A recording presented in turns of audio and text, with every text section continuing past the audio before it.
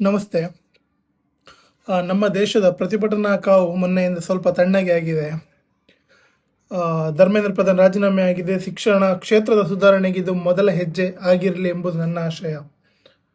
ಇವತ್ತು ನಾನು ಮಾತಾಡಕ್ಕೆ ಬಂದಿರೋದು ನಮ್ಮ ರಾಜ್ಯದಲ್ಲಿ ಆದಂತಹ ಅತಿ ದೊಡ್ಡ ಭ್ರಷ್ಟಾಚಾರ KPSC. ಇದರ ಬಗ್ಗೆ ತುಂಬ ಹೆಚ್ಚಿನ ಕಡೆ ಎಲ್ಲಿ ಕೂಡ ಚರ್ಚೆ ಆಗುತ್ತಿರುವುದು ನಾನು ಕಾಣ್ತಾ ಇಲ್ಲ.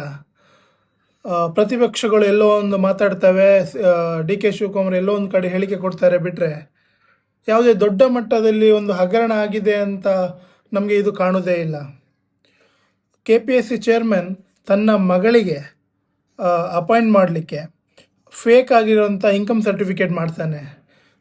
ವರ್ಷಕ್ಕೆ 40,000 ಸಂಬಳ ಅಂತ ಅದರಲ್ಲಿ ತೋರಿಸಲಾಗುತ್ತೆ. ಅವರ ಸಂಬಳ ತಿಂಗಳಿಗೆ 2.25 ಲಕ್ಷ ಅಂತ ನಾನೊಂದು ಕೋರ್ಟ್ ಹಿಯರಿಂಗ್ನಲ್ಲಿ ನೋಡಿದೆ.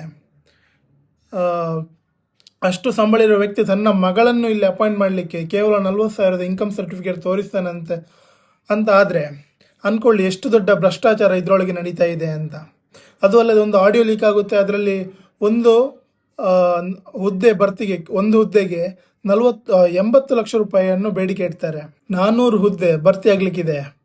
ಹಾಗಾದ್ರೆ ಅಂದ್ಕೊಳ್ಳಿ ಒಂದು ಹುದ್ದೆಗೆ 80 ಲಕ್ಷ ಥರ ಎಷ್ಟು ಹಣ ಮಾಡ್ತಾರೆ ಇವರು ಅಂತ. ಇದು ಕೇವಲ ಒಂದು ಹೊರಗೆ ಬಂದಂಥ ಒಂದು ವಿಷಯ. ಇದರೊಳಗೆ ಇನ್ನೆಷ್ಟು ನಡೀತಿರ್ಬೋದು. ಯಾಕೆ ಯಾರು ಕೂಡ ಇದರ ಬಗ್ಗೆ ಮಾತಾಡ್ತಿಲ್ಲ? DK ಶಿವಕುಮಾರ್ ಅವರೇ, ನೀವು ದೆಹಲಿ ಹೋಗಿ ಅಲ್ಲಿ ಪ್ರಧಾನಿ ಮನೆ ಮುಂದೆ ಪ್ರತಿಭಟನೆ ಮಾಡಿದ್ರಲ್ಲ, ಯಾಕೆ ಇವತ್ತು ನಮ್ಮದೇ ರಾಜ್ಯದಲ್ಲಿ ಇಷ್ಟು ದೊಡ್ಡ ಹಗರಣ, ನೀವೇ CM, ಯಾಕೆ ಇದರ ಒಳಗೆ ಇನ್ನೂ ಕ್ರಮ ಆಗ್ತಾ ಇಲ್ಲ? ಕ್ರಮ ಆಗಿದೆ, ಅವರು ಸಸ್ಪೆಂಡ್ ಆಗಿದ್ದಾರೆ ಅಷ್ಟೇ ಆಗಿದ್ದು, ಅದು ಬಿಟ್ಟರೆ ಬೇರೆಂತ ಆಗಲಿಲ್ಲ. ಮಧು ಬಂಗಾರಪ್ಪ ಅವರು ಹೇಳ್ತಾರೆ ಕ್ರಮ ನಾವು ಕೈಗೊಂಡಿದ್ದೀವಿ ಅಂತ. ಇಲ್ಲಿ ಅವರನ್ನು ಸಸ್ಪೆಂಡ್ ಮಾಡಿದ್ದು ಗವರ್ನರ್. ಆ ನಂತರ ಏನು ಕ್ರಮ ಆಯಿತು? ಇದಕ್ಕೆ ಹೊಣೆಗಾರರು ನಮ್ಮ ಈಗ ಸಂಪುಟದಲ್ಲಿ ಯಾರು ಇದರ ಹೊಣೆಗಾರರು? ಯಾಕೆ ಯಾರು ಕೂಡ ಇದರ ಬಗ್ಗೆ ಬಾಯಿ ಬಿಡ್ತಾ ಇಲ್ಲ? ಯಾಕೆ ದೊಡ್ಡ ಮಟ್ಟದ ಹೋರಾಟ ಇದರ ಪರವಾಗಿ ಆಗ್ತಾ ಇಲ್ಲ? KPSC ಕುರಿತಾದ ಆರೋಪ ಒಂದಲ್ಲ ಎರಡಲ್ಲ. ಟಾಪ್ ಬಂದಿರುವ ವಿದ್ಯಾರ್ಥಿಗಳಲ್ಲಿ ಅತಿ ಹೆಚ್ಚು ವಿದ್ಯಾರ್ಥಿಗಳು ನಮ್ಮ KPSC ಚೇರ್ಮನ್ ಸಂಬಂಧಿಕರೇ ಅನ್ನೋ ಆರೋಪ ಕೂಡ ಇದೆ.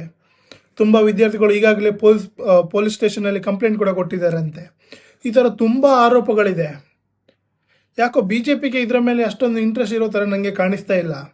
ಯಾಕಂದರೆ ಕೇವಲ ಮೀಡಿಯಾ ಬೈಟ್ಗಳೆಲ್ಲ ಇದೆಲ್ಲ ಕಳೆದೋಗ್ತಾ ಇದೆ. ಯಾಕೆ ಇವತ್ತು ಫ್ರೀಡಮ್ ಪಾರ್ಕಲ್ಲಿ ಹೋಗಿ ಯಾರು ಪ್ರತಿಭಟನೆ ಮಾಡ್ತಾ ಇಲ್ಲ?